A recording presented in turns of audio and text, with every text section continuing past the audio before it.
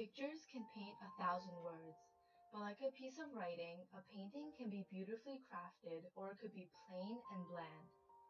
In our journey through English 117, each essay we wrote was a new painting, always better than the last. Our pencil was the brush, the paper was the canvas, and the words were the paint. Each stroke left a string of words and each essay was a new picture that we painted ourselves. Quarter 1. We all walked into Honors English believing that we were great writers. We thought our writing created masterpieces. We were not ready. It wasn't long before I realized how bad my writing actually was. My first couple essays painted pictures that were two-dimensional, plain, awkward, and safe. My sentences were not sophisticated at all, and I had some really bad analogies. My analytical essay just restated the plot, and my analytical points were very shallow and on the surface. As the quarter went on, my writing improved slightly as I added more detail to my pieces. One in particular described the lesson that I learned from my flute teacher. Though it was a very cliché essay on the quote, "Believe that you can and you're halfway there," there came a few memorable lines. One reads, "When I believed in myself and my ability to play, the note came out as clear and full as a beautiful crystal lake surrounded by blankets of snow."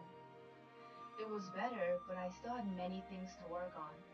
My ideas were still jumpy, and my sentences did not flow. I wrote another very cliché essay on climate change and its effects, and yet another one on the influence of technology on our lives. I had a lot to fix. I ended sentences with prepositions, formatted dialogues incorrectly, and really played it safe. From the beginning of the year, we were told to be risky. For me, I had no idea how to do that. The first quarter passed by with practically no risky writing. By the end, I managed to add a bit more color and a little more sophistication to enhance my work. I could definitely start seeing some progress. Quarter 2. In the second quarter, I walked a little bit more out of my comfort zone. I had started to improve, but I still had a long way to go. I tried to use a different technique and a different style. I tried to do things that I normally didn't do. At the start, it didn't work out so well. I was trying too hard to be risky, too hard to be different, and trying to create a voice in my writing instead of letting my natural, unique voice come out. Once I realized this, it did start to come out. My pictures started having more depth, more color, and more activity. My thinking became deeper as I dove below the surface while analyzing. The string of words that left the stroke of my brush were more refined and less shaky. My vocabulary grew and the cohesion slowly started improving. By the end of the second quarter, I didn't have many major things to fix, but my voice still needed to be worked on, and I needed a lot of work with grammar. Quarter 3. This was the quarter I've been dreading all year, the poetry unit. I was terrified to write poetry. It was something that I had never done before, and I had absolutely no idea how to even start.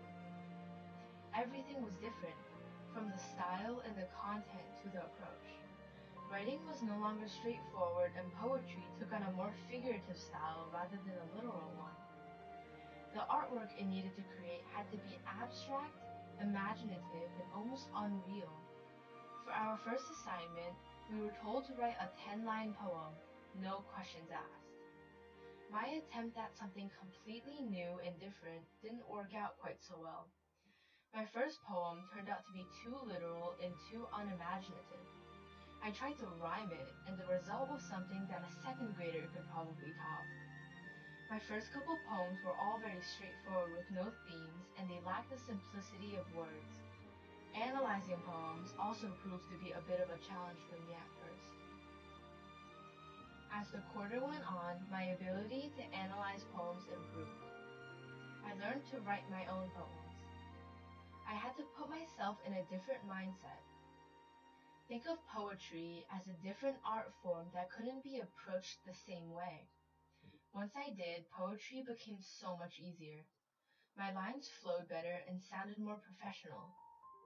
Poetry gave me the freedom to explore with words and really step outside the box. It broadened my thinking and really improved my skills. This was definitely the quarter where I improved the most. Then came the Poetry Slam, the assignment I've been dreading all year.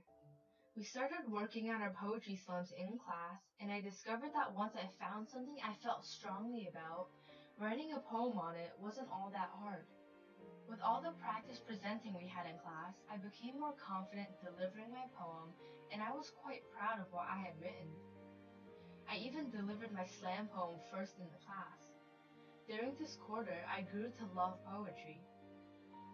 I loved the different style and how it was so refined and simple at the same time. Soon enough, the quarter I completely dreaded became my favorite. Quarter 4. Through the course of the entire year, I was able to see exactly where I was as a writer and how I improved.